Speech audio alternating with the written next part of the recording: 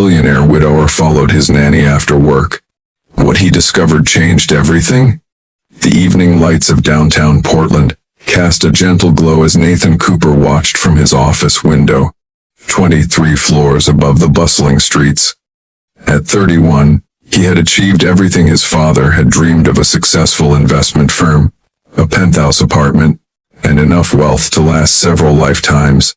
But since his wife Claire had died 18 months ago, leaving him to raise their 5-year-old daughter Emma alone, success felt hollow, like an echo of someone else's life.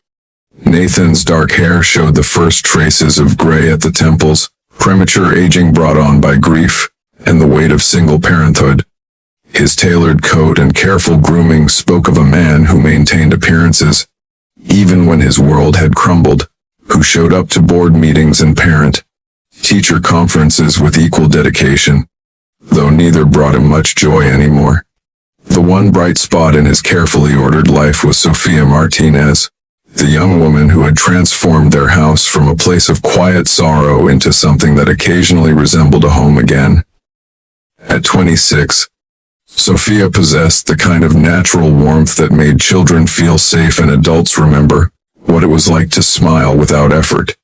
Her shoulder-length blonde hair often bore traces of finger paint or playground sand, and her gentle eyes held depths of kindness that seemed to flow endlessly toward everyone she encountered.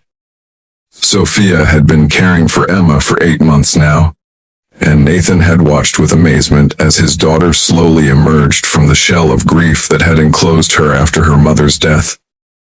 Under Sophia's care, Emma had begun to laugh again, to run through the house with the abandon that only children possess, to ask questions about the world with curiosity rather than fear. But tonight, something was troubling Nathan. Earlier that afternoon, he'd overheard a phone conversation that had left him with more questions than answers. Sophia had been speaking quietly in the kitchen, her voice carrying notes of worry and determination as she assured someone that she would figure something out and make it work somehow. When she'd noticed Nathan approaching, she'd quickly ended the call with promises to talk soon. Nathan had tried to dismiss his concern, but something about Sophia's manner afterward, the way she'd been unusually quiet during dinner, had planted a seed of worry in his mind.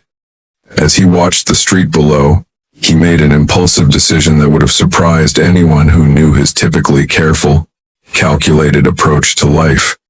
When Sophia left the penthouse that evening, carrying her worn brown bag and wearing the pink sweater that Emma always said made her look like a fairy princess, Nathan found himself following at a distance. He told himself he was being protective, looking out for someone who had become invaluable to his family's well-being.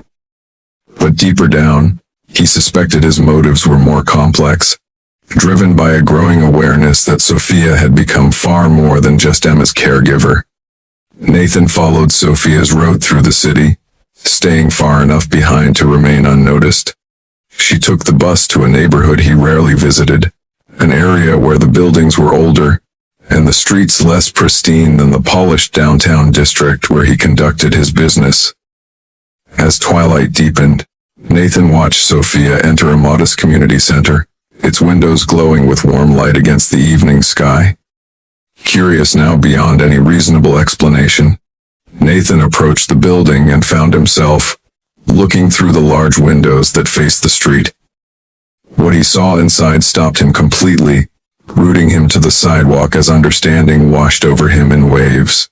Sophia stood in the center of a large room, surrounded by elderly residents of what was clearly a senior living facility. She was leading them in gentle exercises, her movements slow and deliberate as she helped an elderly man with a walker maintain his balance. Her face radiated the same patience and care she showed Emma, but here it was magnified, extended to encompass an entire room full of people who clearly adored her.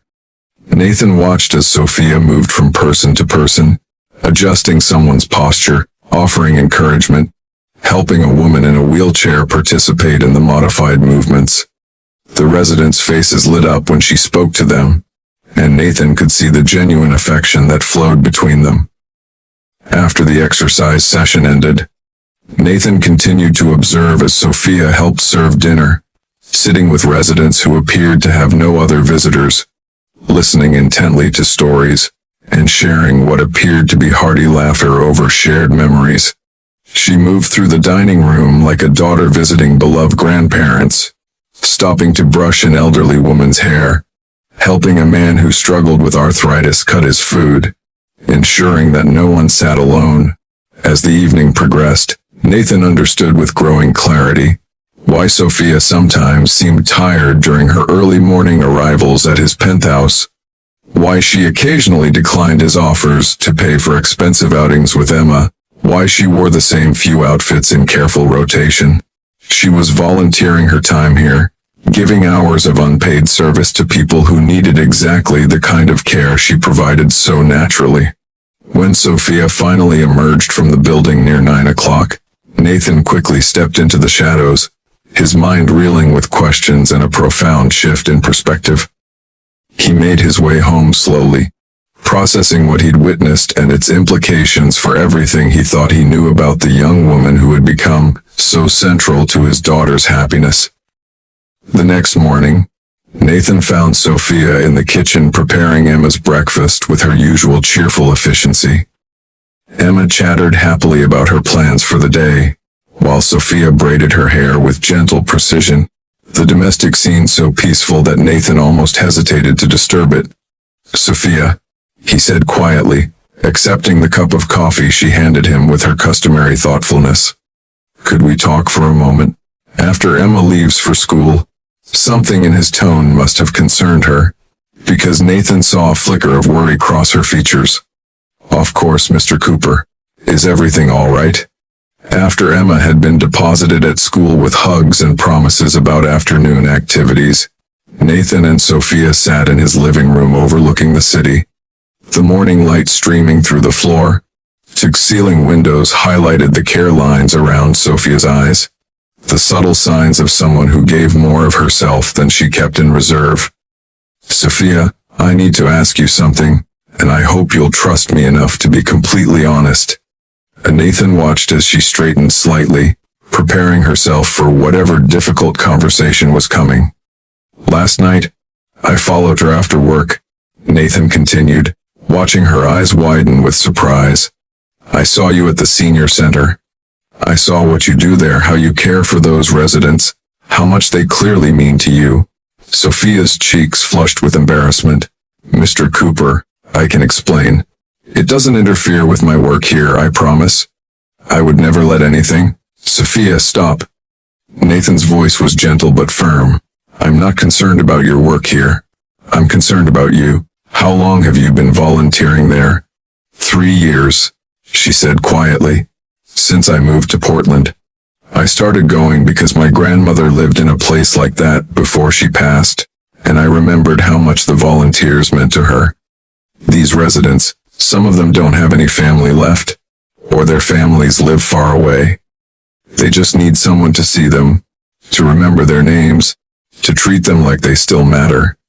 Nathan felt something shift in his chest, a recognition of depth and character that went far beyond what he'd already observed. "And you do this every evening, after working here all day?" "Not every evening," Sophia said, clearly uncomfortable with the attention.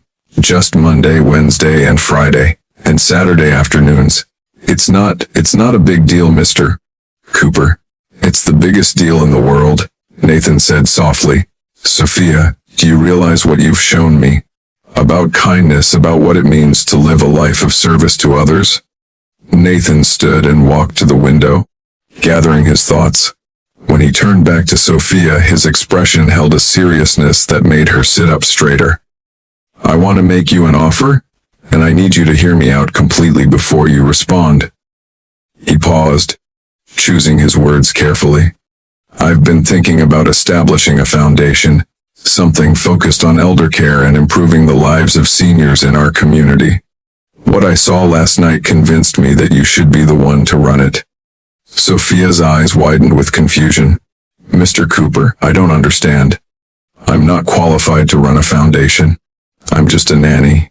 "You're not just anything," Nathan said firmly. You're someone who sees need and responds to it without expecting recognition or reward. You're someone who gives love freely to a child who isn't yours, and to elderly people who have no claim on your time.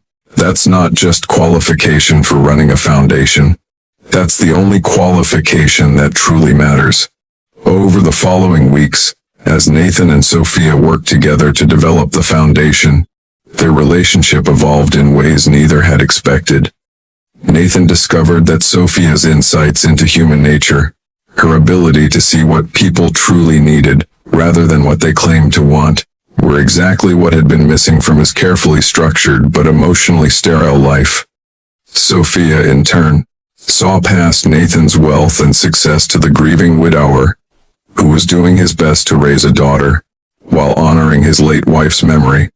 She watched him struggle with the balance between providing for Emma and being present for her, between protecting his heart and remaining open to the possibility of love. 6 months later, at the grand opening of the Cooper Foundation's first senior center, Nathan stood beside Sophia as they watched Emma distribute flowers to the residents, her young face glowing with the joy of giving. The facility was state of the art, but its heart was the same spirit of care and attention that Sophia had brought to the modest community center, where Nathan had first truly seen her.